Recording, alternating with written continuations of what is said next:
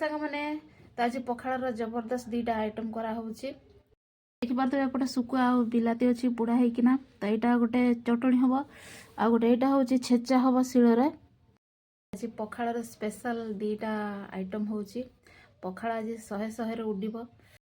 तो सुखा मु शिଳରେ बाटी आनी देखिपे एपटे एथरे पड़ो टे सरिष तेल इे बिलाती को भी छड़ी देछि ए सुखा मिसेकी ताको आइटम बनईदेवा चलते बिलाती रेडी होगा चटणी तो सुखा को बर्तमान मुझे पकईदेवी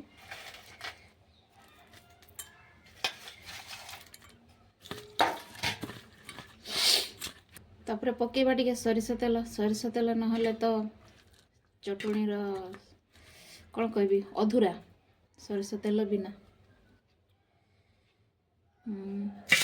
एठी भी टिके देदबा आहा कि बासना आसुची सांग माने